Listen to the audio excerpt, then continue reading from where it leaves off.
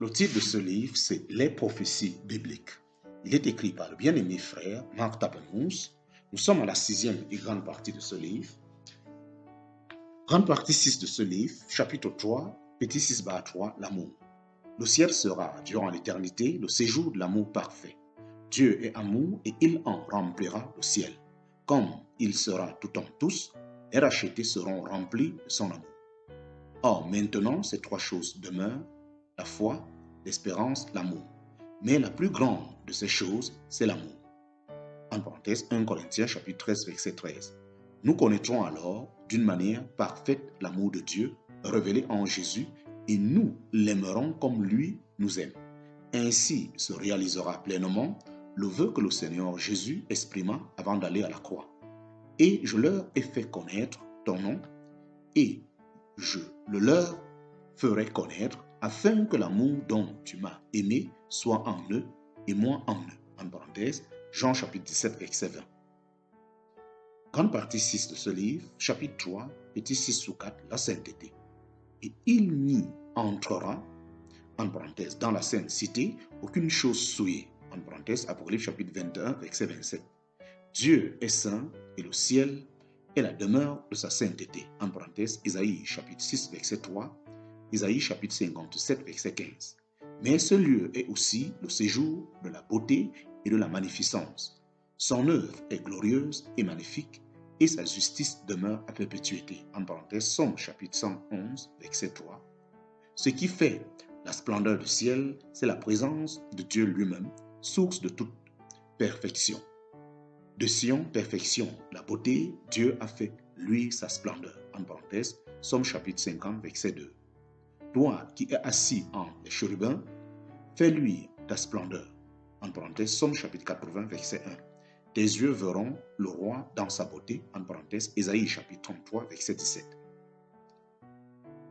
Grande partie 6 de ce livre, chapitre 3, sous 6-5, l'unité et la perfection. Il n'y aura au ciel plus aucune division, mais Dieu achèvera son dessein éternel de réunir en un toutes choses dans le Christ, les choses qui sont dans les cieux et les choses qui sont sur la terre. En parenthèse, Éphésiens chapitre 1, verset 10. Cette unité et cette perfection procéderont de notre identification avec Christ. Bien-aimés, nous sommes maintenant enfants de Dieu et ce que nous serons n'a pas encore été manifesté. Nous savons que quand il sera manifesté, nous lui serons semblables car nous le verrons comme il est. En parenthèse, 1 Jean chapitre 3, verset 2. Nous lui serons semblables, tous sans exception. Il en résultera pour les saints une unité et une perfection absolue. Tous seront parvenus à la plénitude de l'homme parfait en Christ, en parenthèse, Colossiens chapitre 1, verset 28, et à l'unité de la connaissance du Fils de Dieu, à l'état d'homme fait, à la mesure de la stature de la plénitude du Christ, en parenthèse, Éphésiens chapitre 4, verset 13. Cette croissance, commencée ici-bas, atteindra son plein épanouissement dans le ciel. Grande partie 6 de ce livre, chapitre 3, petit 6-6, l'éternité. Au ciel, le temps n'existera plus. La division du temps en heures, jours, mois, années, etc. appartient à la terre où tout commence et finit. D'ailleurs, nous sommes exhortés à demander à Dieu de nous enseigner à compter nos jours afin d'en acquérir un cœur sage. En parenthèse, Somme chapitre 90, verset 12. Car le nombre en est bref. Dans le ciel, il n'y aura plus de temps ni de délai. Et rien ne viendra marquer la fuite des années. Comme c'est le cas ici-bas. Les rachetés jouiront la vie éternelle. Ils seront pour toujours avec le Seigneur et rien ne pourra les séparer de l'amour de Dieu. En parenthèse, Jean chapitre 3, verset 16, 1 Thessaloniciens chapitre 4, verset 17, Romains chapitre 8, verset 38-39, Apocalypse chapitre 22, verset 5. Véritablement, les choses vieilles seront passées et toutes seront faites nouvelles. Fini le temps, aboli la mort, ce sera le règne de l'immortalité sous le signe de l'éternité. Grande partie 6 de ce livre, chapitre 3, petit 7. Quelle sera l'occupation des rachetés? Nous avons vu que le ciel sera, pour le racheté, un lieu de bonheur parfait, dans la lumière et la gloire, la présence de Christ. Mais l'Écriture nous renseigne aussi sur ce que nous y ferons. Notre activité peut se résumer en 3 mots: adoration, repos, service. Grande partie 6 de ce livre, chapitre 3, petit 7, bas 1, l'adoration.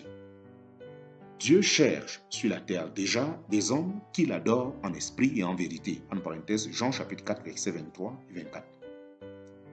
C'est la joie et le privilège de ceux qui ont été sauvés de la mort et du jugement éternel que d'exprimer à Dieu, dès ici-bas, la reconnaissance et l'adoration qui lui sont dues. Et ce sera leur occupation principale durant l'éternité de poursuivre d'une manière parfaite ce service si élevé et si précieux au cœur de Dieu. Or, le sujet et l'objet de notre adoration seront dans la gloire comme ici-bas, le Père et le Fils. La personne et l'œuvre de Christ, notre bien-aimé Sauveur, son amour, son abaissement, ses souffrances, sa mort, sa résurrection, ses gloires, ce qu'il fut et ce qu'il sera pour le cœur de Dieu le Père, constitueront les thèmes principaux de notre louange. L'objet de notre adoration étant infini, nous ne parviendrons jamais à l'épuiser.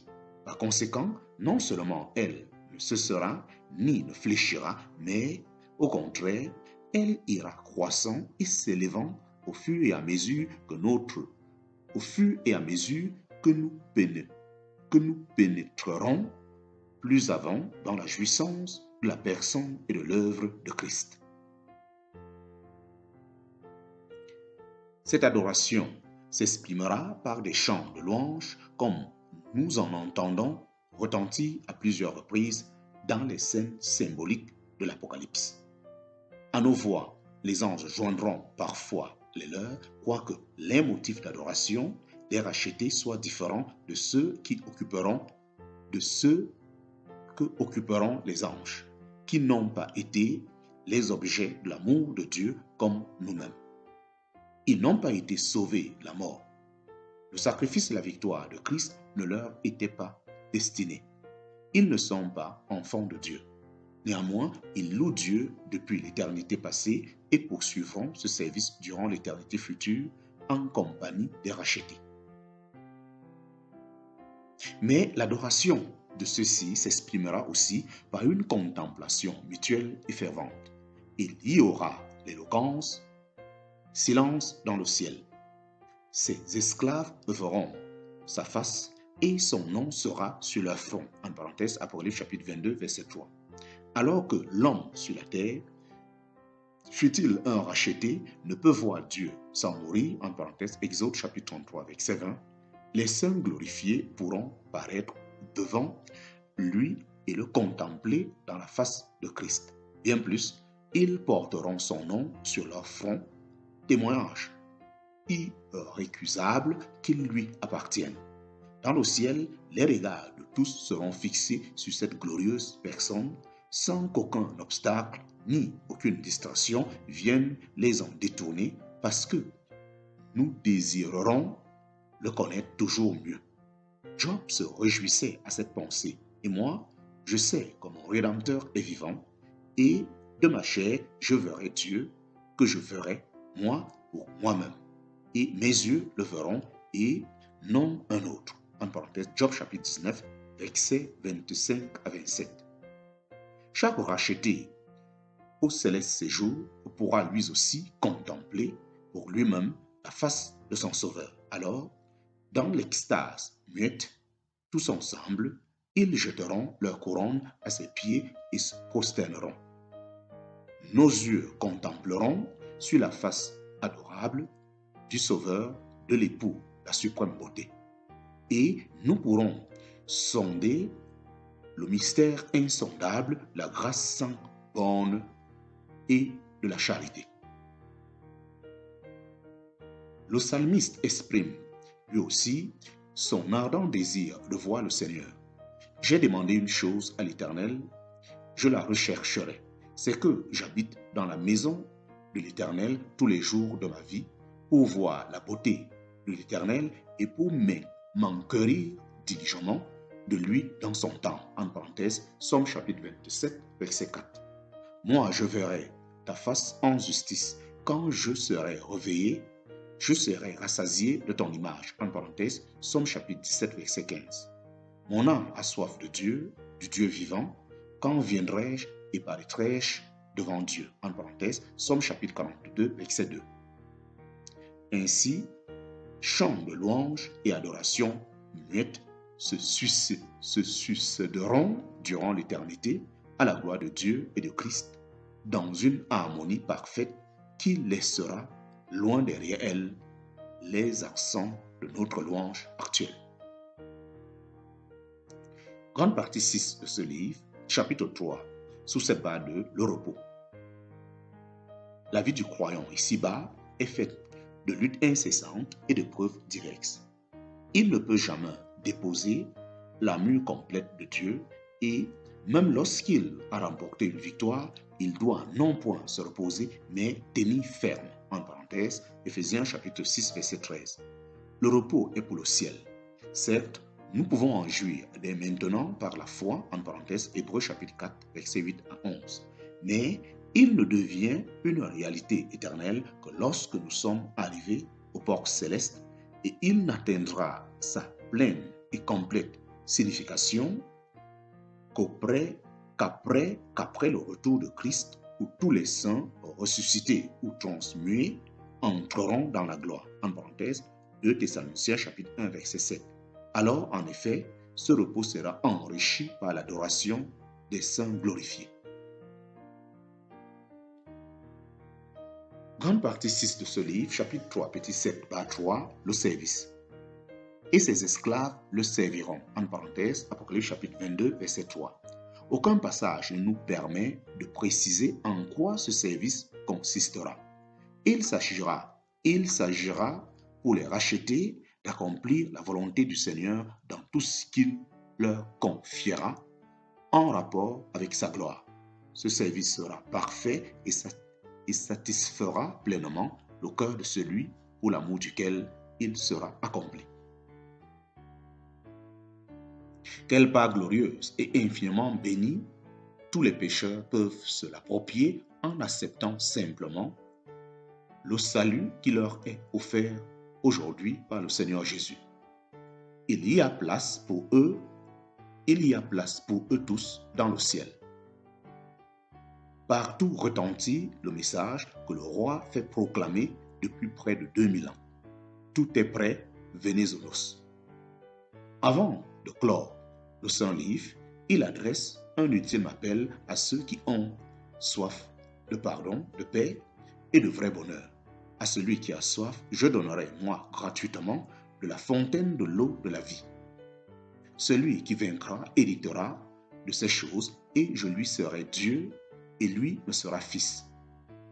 Et que celui qui a soif vienne, que celui qui veut prenne gratuitement de l'eau de la vie. En parenthèse, Apocalypse chapitre 21, verset 6-7, Apocalypse chapitre 22, verset 17. Lecteur qui parcourez ces lignes, avez-vous déjà répondu à son appel?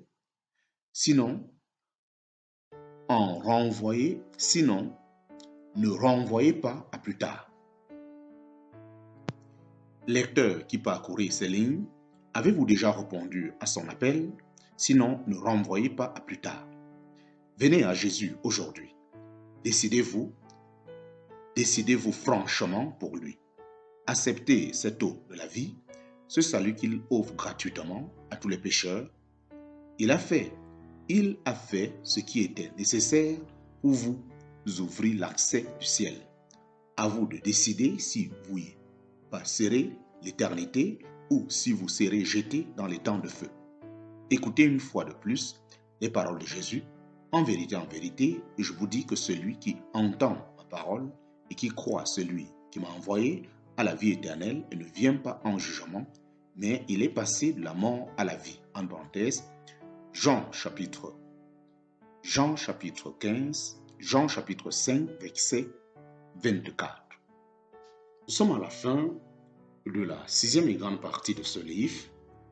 Nous entrons présentement dans la 7e et grande partie de ce livre, et cette 7e et grande partie de ce livre, conclusion, effet de l'attente du Seigneur. 7e et grande partie de ce livre, conclusion, effet de l'attente du Seigneur.